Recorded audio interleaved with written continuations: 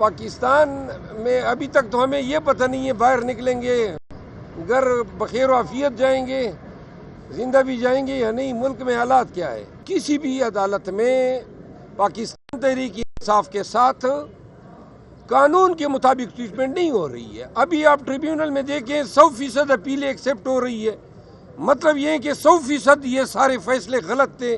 As a matter of policy P T I کو target کیا گیا، سنگل آؤٹ کیا گیا اور تمام امیدواروں کی انہوں نے بلا دریغ کاغذات نامزدگی رد کر دیے۔ پشاور ہائی کورٹ میں ہمارے اہم مقدمات جو ہیں سماعت کے لیے مقرر ہیں، جس میں چند اپیلیں ابھی ہم نے ارگو کر دی ہے اور شاندانہ گلزار جو ہیں ان کے کاغذات نامزدگی جو ہیں وہ ریجیکٹ ہوئے تھے، اس پہ اپیل آج سماعت ہوئی اور ان کو الیکشن لڑنے کی اجازت دے دی ہے۔ اسی طرح شہریار افریدی صاحب کے کاغذات نامزدگی ریجیکٹ ہوئے تھے، آج سید عتیق شاہ صاحب ہانریبل جج پشاور ہائی کورٹ نے سماعت کی اور اپیل الاؤ ہوئی ہے۔ شہریار افریدی صاحب بھی پارٹی کے ٹکٹ پہ پارٹی کے پی ٹی آئی کی طرف سے الیکشن لڑیں گے۔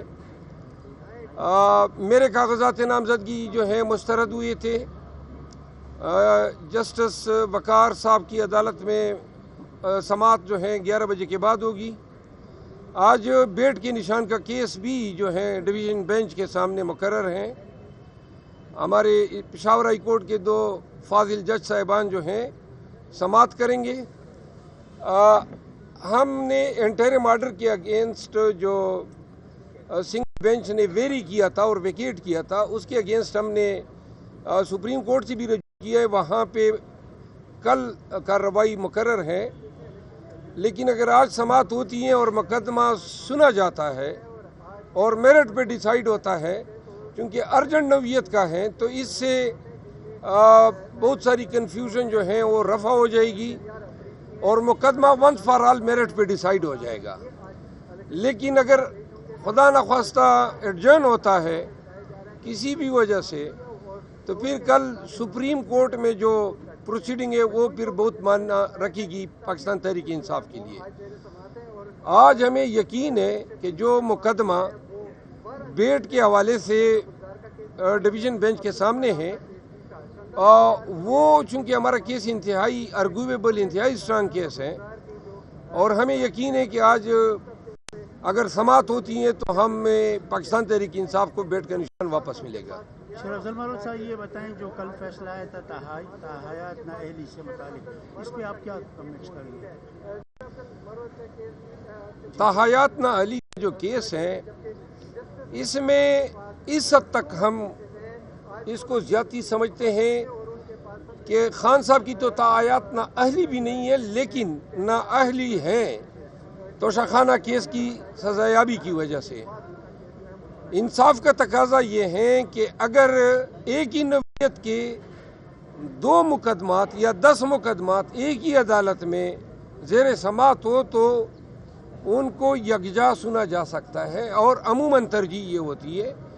نواز شریف کو جلدی میں ریلیف دیا گیا اور خان صاحب کا مقدمہ ابھی تک مقرر نہیں ہوا ہے۔ آپ نے چیف جسٹس آف پاکستان پر عدم اعتماد کے پارٹی پالیسی آپ کے بیان کے اگینسٹ، اس پہ کیا؟ میں نے وہ کیا جس کا مجھے کہا گیا، اور پھر پارٹی نے جو پالیسی مرتب کی تو میں پارٹی کے ڈسپلن کی وجہ سے اس کا پابند ہوں۔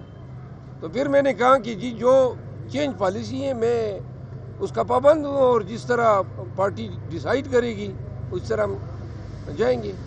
آپ سے انتخابات میں حصہ لے رہے ہیں یا نہیں؟ میرا خیال ہے کہ لے رہا ہوں۔ انشاءاللہ۔ اور ابھی تک کنفرم نہیں ہے پاکستان میں، ابھی تک تو ہمیں یہ پتہ نہیں ہے باہر نکلیں گے گھر بخیر و عافیت جائیں گے، زندہ بھی جائیں گے یا نہیں، ملک میں حالات کیا ہے۔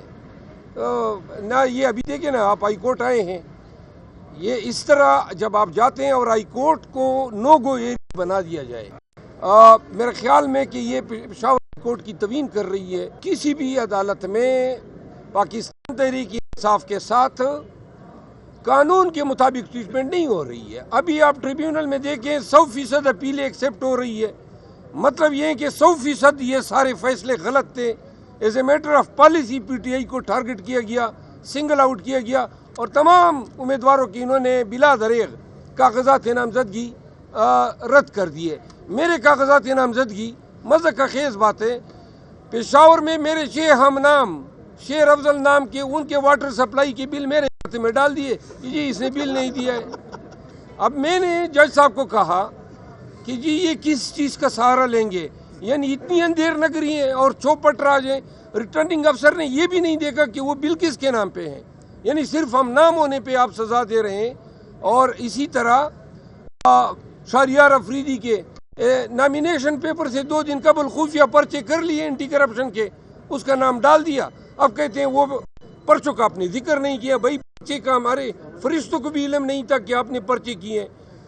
مسئلہ یہ ہے کہ کسی ایک ریٹرننگ آفیسر پہ اپنے اختیارات کے ناجائز استعمال پہ کوئی جرمانہ لگا, لوگوں کی آنکھیں تو تب کھلیں گی نا, رول آف لا تب ہوگا. یہ اپیل ایکسیپٹ ہو کے کاغذات نامزدگی بحال ہونا انصاف نہیں ہے. جنہوں نے غلط کام کیے ان کو سزا دیں, ان کو کڑی لگنی چاہیے ایسی ریٹرننگ آفیسر کو, ان کو جیل جانا. یہ فراڈ کیا انہوں نے الیکشن کے پروسیس میں. انہوں نے آئین کے جو مینڈیٹ ہیں اور الیکشن کمیشن کی طرف سے جو فرائض ان کو جو ہیں تفویض ہوئے ہیں ان کا انہوں نے انحراف بھی کیا ہے. ان کا کام تھا فری, فیئر اور ٹرانسپیرنٹ الیکشن کرانا. یہ کس چیز میں لگ گئے ہیں؟ پی ٹی آئی کے کاغذات نامزدگی جو ہیں امیدواران کے انہوں نے تمام تقریباً ریجیکٹ کیے. تو لہٰذا 2 ریٹرننگ آفیسر کو بھی اگر سزا ہو جاتی, کوئی جرمانہ لگ جاتا, آگے ابھی اور کام ہونے ہیں. انہوں نے ابھی پولنگ سکیم کے ساتھ مذاق کرنا ہے, انہوں نے ابھی ڈیوٹیوں کے ساتھ ایک ہیوک پلے کرنا ہے, انہوں نے ابھی اور ڈرامے کرنا. اگر ان کو لگام نہ ڈالی گئی ریٹرننگ آفیسر کو, ہائی کورٹ نے اور ٹریبیونل نے ان پہ چیک نہیں رکھا, تو انہوں نے آگے 8 فروری تک بڑے بڑے ڈرامے کرنے ہیں. تو لہٰذا اس کا واحد علاج یہ تھا کہ ان پہ جرمانے عائد ہوتے. انہوں نے ان کے تمام آرڈرز جو ہیں ہائی کورٹس نے اڑا دیے. وہ بھائی ایسے آرڈر کیوں کیا آپ نے؟ اور صرف آرڈر اڑانے سے ہماری دادرسی نہیں ہوتی ہے. لوگوں نے وکلاء انگیج کیے ہیں, کوئی ہنگو سے آ رہا ہے, کوئی دیر سے آ رہا ہے, کوئی چترال سے آ رہا ہے. خام میں آپ نے لوگوں کو تکلیف میں مبتلا کیا. پھر کمپین لوگوں کی آپ نے خراب کی. وہاں علاقوں میں یہ خبریں پھیلا دی کہ جی فلاں تو نااہل ہو گئے, جبکہ نااہل آپ کی غلط بدنیتی پر مبنی احکامات کی وجہ سے ہوئے.